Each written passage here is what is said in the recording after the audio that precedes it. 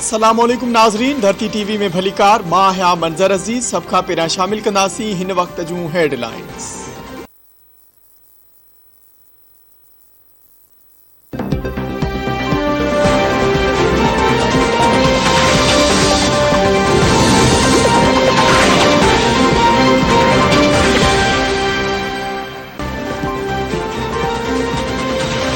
Senate इजलास में PP senator Shri रहमान पारा क़ौमी सलामती पॉलिसी ते सवाल उथारण ते हुकूमती मेंबरन की मुदाखलत।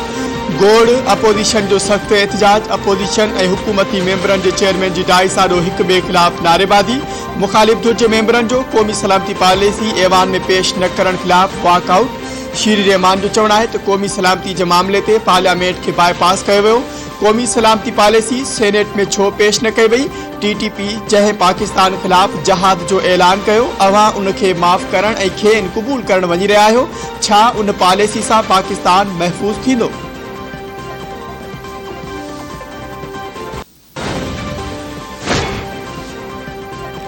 क़ौमी असेंबली में मिनी बजट जो पड़ाडो। मिनी बजट मामले ते अपोजिशन पारा हुकूमत ते छो छंडींदे सख्त तनकीद।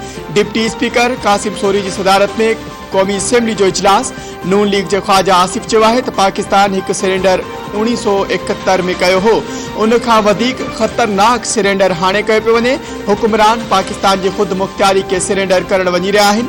मिनी बजट ऐं मरकजी बैंक बाबत बिल खुद मुख्तियारी खत्म करण के मुतारादिफ है। स्टेट बैंक में अगवाटी गवर्नर के नाले ते वायसराय अची चुको है। स्टेट बैंक IMF की लोकल ब्रांच बणजी वही है। मुल्क हिन वक्त आलमी मालियाती इदारन की कॉलोनी बणजी वियो है। राजा परवेज अशरफ चो तो अवाम अगवाटी महंगाई सबब तबाह हाल है। मिनी बजट से अवाम के अहजन में वधिक इजाफो थींदो।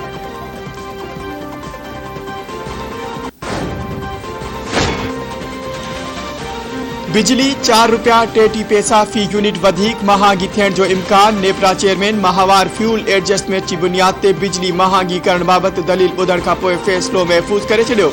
मंजूरी से वाहपेदारन ते 29 अरब रुपयन जो इजाफी बार पवंदो। नेपरा चेयरमैन के समूरन पावर प्लांट की बंदिश जो शेड्यूल नेपरा से शेयर करण की हिदायत। पीपुल्स पार्टी बिजली के अघन में इम्कानी वाद के रद्द करे छॾियो। श्री रहमान चयो है तो फ्यूल एडजस्टमेंट की मद में बिजली महांगी करण से वाहपेदारन ते 40 अरब रुपयन का वधिक बार पवंदो। गरीब अवाम के रिलीफ पैकेज ॾियण जी दावेदार हर ॾींहुं महंगाई जो बम केराइन पया। छा वाहपेदार महांगी LNG से बिजली पैदा करण जा जिम्मेवार आहिन? तबाही सरकार एक साल में बिजली के फी यूनिट कीमत पे 18 रुपयन का वधिक इजाफो कयो। महंगाई का परेशान अवाम मथा वधिक बार न विधो वञे।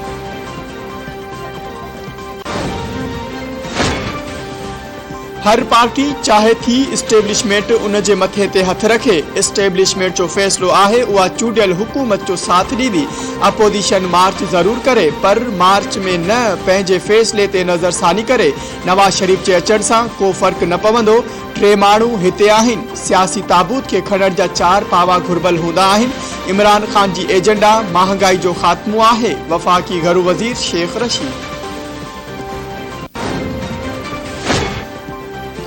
सिंध हुकूमत के तर्जमान मुर्तजा वहाब चयो है तो आइन मूजिब गैस जिता निकरे थी पैरियों हक उन ते सूबे जो है।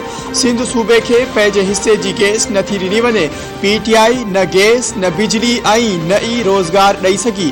गैस दवाउन खंड अटरे ऐं बिजली जो बहरान पैदा थी वियो। मुल्क जो हर शहरी महंगे सबब परेशान है। वफाकी हुकूमत पंहिंजी जिम्मेवारी पूरी करण में नाकाम थी चुकी।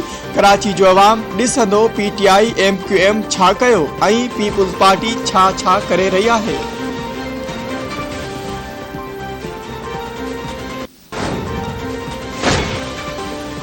सजी दुनिया में बयानिए की जंग जारी है। हुकूमत समुंड पार पाकिस्तानी के सहूलतूं फराहम करने लाइ कोशिशूं वठे पई। असां सभिनी के गॾिजी पाकिस्तान ऐं अवाम की खिदमत करनी है।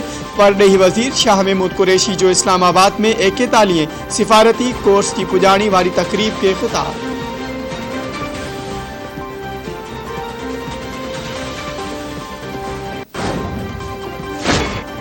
वफाकी राजधानी जो नऊ मकानी निज़ाम इस्लामाबाद हाई कोर्ट में चैलेंज। मेयर की सीधी चूंड और डिप्टी मेयर के हटाइण कानून के खिलाफ है।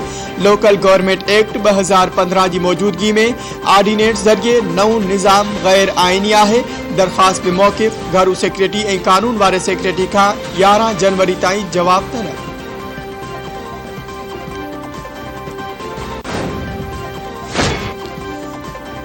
वडे वजीर जे ज़राअत बाबत सलाहकार मंजूर हुसैन वसान की सदारत हेठ सिंध जी फर्टिलाइज़र कंपनी और डीलर जो इजलास।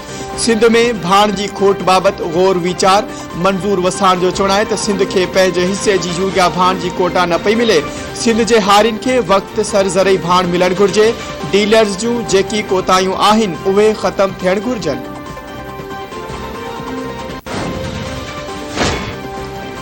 सिंध बिल्डिंग कंट्रोल अथॉरिटी जी ऑफिस ते पुलिस जो छापो। ऑफिसरन का पूछा छा रिकॉर्ड तलब।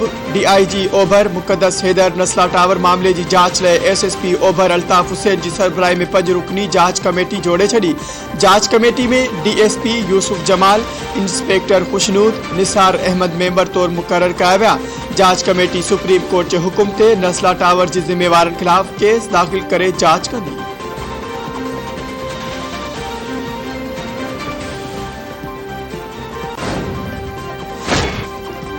कराची में कस्टम इख्तियारिन पारा 6.25 मण मंशियात के बाहि ॾेई साड़ियो वियो। 55,000 शराब जूं बोतलूं बिलडोज़ कयूं वयूं। साड़ियल मंशियात में हीरोइन, चर्स, नस्वार, सोपारियूं, माओ शामिल। कस्टम इख्तियारिन मूजिब ज़ाया कयल शराब ऐं मंशियात की मालियत 2 अरब 47 करोड़ खां वधीक है। चीफ कलेक्टर कस्टम ॾखण अब्दुल कदीर मेमन जो चवण है तो सिंध में बलोचिस्तान ऐं ॿियनि पासनि खां मंशियात स्मगल थींदी है।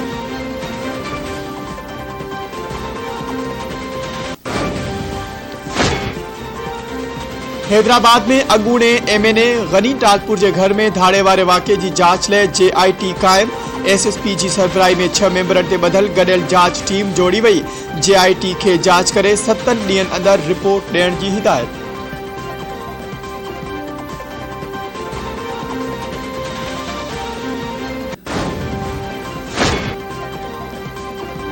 सांगड़ भरसा औरत जो फाहो खाधल लाश हथ। वालदेन पारा मुड़स ते कत्ल जो इल्जाम। गोठ 30 जमड़ाऊ में परनेल औरत पठाणी जो घर में फाहो खाधल लाश मिलियो। नारी जे वालदेन संदस मुड़स ते कत्ल जो इल्जाम मड़ी छड़ियो। नारी जे मुड़स राजू भील चयो आहे त संदस ज़ाल आपघात कयो आहे। इतला ते सिंजोरो पुलिस लाश खणाए अस्पताल मुंतकिल करे छड़ियो।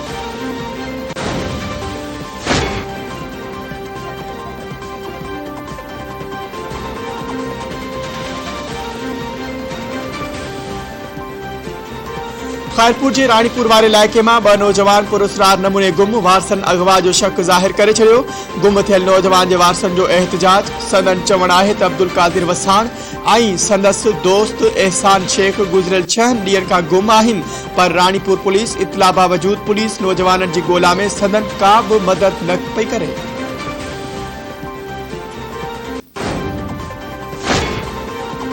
शाह लतीफ यूनिवर्सिटी खैरपुर की शागिर्दियाणी खुशबू भट्टी के हिरासा कदर जवाबदार सफदर वसाण अदालत में पेश। 2 ॾींहनि के जिस्मानी रिमांड ते पुलिस हवाले। रानीपुर पुलिस मूजिब सफदर वसाण की शागिर्दियाणी से बदतमीजी करने वाले केस में जमानत थियल है। खेस 2 शागिर्द धुरिन में थियल झेड़े वाले केस में गिरफ्तार किया वियो है।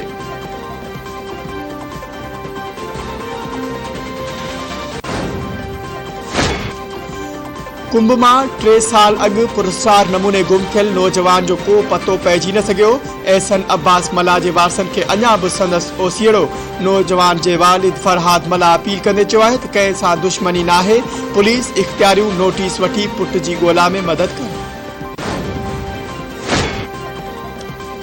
सिंध में भाण की हथरादू खोट और ब्लैक ते विकिरे खिलाफ मुख्तलिफ शहरन में एहतजाजी मुजाहरा। सांगड़ में यूरिया भाण की हथरादू खोट खिलाफ आबादगारन हेड जमड़ाऊ रोड से एहतजाजी मुजाहरो किया। जाती में यूरिया भाण की खोट और ब्लैक ते विकिरे खिलाफ जमींदार एक्शन कमेटी और आबादगारन जो मुख्तियारकार ऑफिस गेट अग्यां मुजाहरो। शेदात कोट में सिंध आबादगार बोर्ड सियासी और समाजी अगवान जो कोटू मोटू चौक से एहतजाजी मुजाहरो। नारेबाजी सेठारजा में आबादगारन जो एहतजाज। आबादगार अगवान जो चवण है तो यूरिया भाण के डीलर हथरादू खोट पैदा करे 1750 रुपये जो फी बोरी 2400 का 3100 रुपये ताईं विक्रो करे रहा है।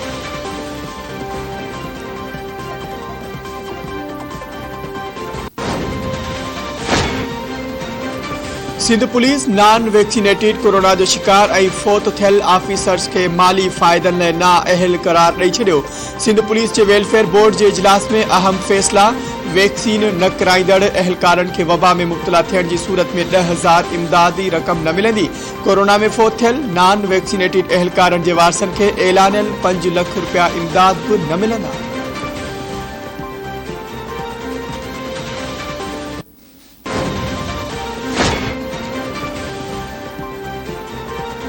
लाड़काणू रीजन में लेडीज़ कांस्टेबल की भर्ती लाइ पाकिस्तान टेस्टिंग सर्विस की निगरानी हेठ लाड़काणू, कंबर, शेदातकोट, शिकारपुर, चेकवाबाद और कश्मोर कंदकोट ज़िलनि सां वास्तो रखंदड़ उम्मीदवारनि खां डोड़ की टेस्ट वरिती वई। 7 किलोमीटर डोड़ में 310 खां वधीक उम्मीदवारनि की शिरकत। अक्सर औरत उम्मीदवार डोड़ी न सघियूं। टेस्ट इंतजामिया मूजिब डोड़ टेस्ट में पास थींदड़ औरतुनि जो कद मापे बाद में इंटरव्यू वरता वेंदा, जंहिं खां पोइ उम्मीदवारनि जूं हतमी फ़हरिस्तूं जारी कयूं वेंदियूं।